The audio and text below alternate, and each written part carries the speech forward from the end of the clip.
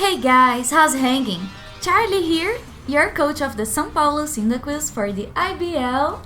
With the awesome assistant coach Simba, and here we are back for the week 5 match. Against the RecklessBat, coach of the TEXAS Tyrantrums, and he's voted as the scariest team as of now, so we have a great battle to come. And here we can see that we predicted his team pretty well, except for the Victini and Crocodile that we weren't expecting at all. So surprisingly, he did not bring the Megalopony. When we saw that, we were like, oh my god, we misprepped everything. But you guys will see how the match will come. Most of the team we got correctly. The Suicune, the Tangrowth core was there. And Tangrowth, the Electivire, but the thing is, we thought Crocodile was maybe being exchanged for Tornado's Therian, but he already has a regenerator on his team, so it makes sense. But the biggest turning point is that he does not bring the Megalopony. Yeah, that's huge. So we were like thrown off by that. And another thing that's huge, it's that he doesn't bring his Drapion, so we're pretty free to Toxic Spikes. Yeah, we decided since his team is full of threats, such as defensive threats like Suicune and Tangrowth, and offensive like Crook and Victini, Toxic Spikes would be the way to go. And so let's start with this battle. We decided to lead off Weezing. It will be our dedicated lead for this match. If he leads Cobalion, there's the risk he would taunt, but we are kinda committed to the play, to the game plan. Yeah, and it's pretty possible that he goes into his Cobalion, which he does, because it packs Volt Switch, so it can have its initiative, and he indeed goes for the Volt Switch. And we can hit that pretty well. We were like kinda afraid of the taunt, but in the end, we ended up going for... We had Flamethrower on Weezing as well, so we kind of decided maybe we could go for Flamethrower, but the Toxic Spikes ended up being the correct... I'm glad we didn't go for it, because like Neptune would just eat it like a monster. So here we decided to switch out, go directly into Zapdos to get some initiative, get some pressure on Suicune. Yeah, try to pressure him to switch out, which he doesn't. He just scolds. And we get the burn, which is pretty unfortunate. Yeah, a sad state of affairs to be certain, but Fruit Loop's gonna get some leftovers that's gonna be neutered by the burn. Here we wanted to go for a Volt Switch, but he has immunity in Electivire with Motor Drive and in Procorok. So we went for Lumpy, predicting one of those switches, and he stays in, goes for Ice Beam, trying to pick up some chunk of damage on Zapdos. Yeah, because if we don't roost, it's quite possible that we can't hit that very well. And here we just have to sack off Lumpy because of the mispredict in case we lived, we went for the second layer of spikes, but sadly it didn't happen. The second layer could have come in clutch. Here we go for Fruit Loops again, maybe trying to force that switch one more time. And we straight up roost because of the Ice Beam. Yeah. And here we kinda guess that he wants to stay in, he's not trying to switch his Neptune out anytime soon. So we just go for Volt Switch. Because we don't pack the Thunderbolt and none of that, if you guys saw our team prep already. Yeah, Zapdos' fourth move was Sunny Day, so he could give some support to... Yeah, we have 3 Sunny Day setters actually in this team, being Lilo, Zapdos, and Entei.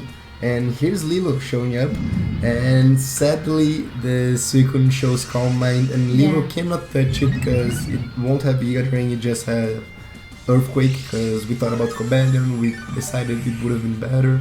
Yeah, we don't actually have even Lead Seed, none of those, like she's all supportive. So with that Calm Mind, the Ice Beam does quite a lot, so we go like, okay, let's just put the Sun up with our Hit Rock Pokemon. And we are so thankful that he decided to just go for Ice Beam and pick up the KO on Lilo, because if he decided to go Calm Mind after Calm Mind... Yeah, that would have been harsh. Suicune may just have gotten a new sweep on our team. And unfortunately, Lilo is sacked off for our Sun. So yeah, the beginning of the game was not one of our best matches. Reckless had all the momentum. We lost 2 Pokemon early game on account of our mispredictions, but here we can recover some of those momentums with Bilbo. because our beautiful Mega Houndoom. we get the Mega off, which is awesome. We are now fast. And we have our Solar Beam. So it was a roll. We were counting on it. And as you guys can see with that you guys will see how much that does. It does a lot. But unfortunately, that's not quite enough. Neptune holds is like... And we just hold down to that Scald thanks to the sun that we've put up for our Houndoom. And yeah, Neptune leaves at like 7 HP, I'm pretty sure, and he gets the lefties off. And we just decide to sack off our Houndoom to get that Suicune out of our way. Which was a big thing in the game. I mean, we totally need that off the field because it's so bulky, it walls out so many of our Pokemons. Yeah, and packing Calm Mind, like, it just can't be there, because if he switches out, we can switch straight back in again and get the lefties. See the Toxic Spikes kicking in for the first time. That was pretty handy. And Krokorok reveals the Scarf because Mega Houndoom does outspeed. It is a timid nature, so that knockoff and actually kicks in the Moxie. It totally reveals the Scarf. We gave him a turn to get the Moxie boost. And thankfully, in our team, we do have Entei with Choice Scarf, and base speed of Entei is 100. That's 5 points above the Krokorok. So Flare Blitz is gonna come through, and in the sun is gonna do a lot. Krokorok is gonna go down, and thankfully, we're not getting Moxie Sweep this week. Yeah, that would have been so hard. Like, either Calm Mind or Moxie Sweeps, just no, please don't. And so he goes for his Fuego here, and we're like, okay, we have to switch out because we're choiced. And we go straight on to Fruit Loops because we have absolutely no switchings for that. That's true. Like, he's in the sun, so V-Creates is doing a humongous amount to like any Pokemon, basically, that we throw off. And after V-Create, he's gonna get a drops in speed and defense, so maybe that means we can try and pick up a revenge kill.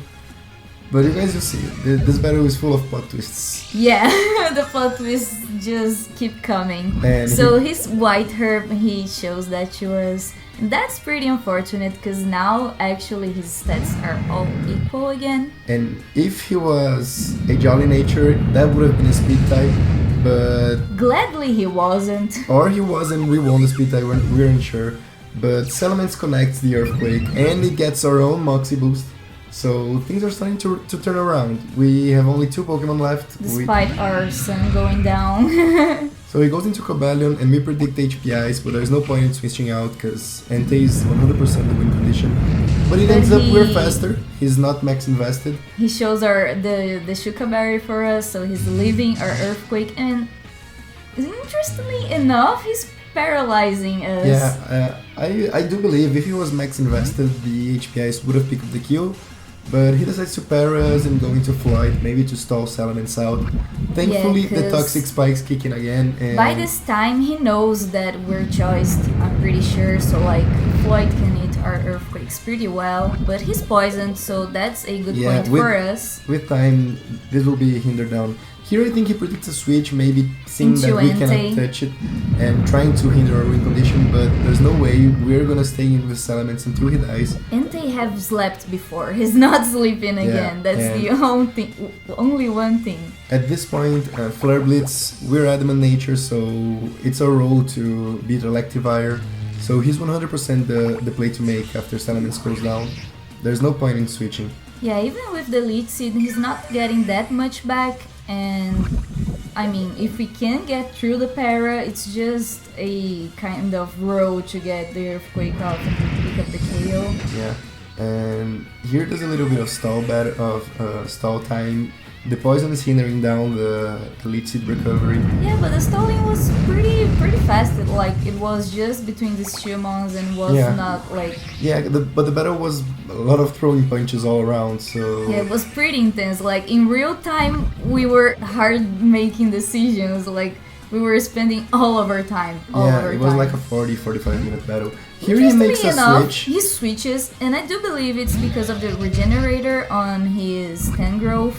And I do think he was maybe expecting a paralyze on Salamence, so he could get a clean switch, maybe pull an ice punch off. But that would have been clutch. And that was a 25% chance, so I mean, that was a 75% chance we would not get parried. And we get the Moxie boost. It's our second Moxie boost now. And he actually shows us finally the hidden power ice, which picks up the KO against our Toothless, because Toothless is not fast enough. Toothless is parried, so his speed is cut in half. Yeah. And here comes Entei, the Choice Scarf just secures the game. We go for Flare Blitz because we don't want to miss those 95% accuracy Sacred Fires. Sacred Fire is cool, it burns, but like, come on. We have to go for the 100% accuracy move. So our Flare Blitz connects, obviously, and we are able to pick up the KO against Floyd with the regenerator, but we get the Rocky Helmet, which is kind of fortunate, because Flare Blitz already does the recoil for us. And he goes into his final one, I do believe here. Yeah, the Titan.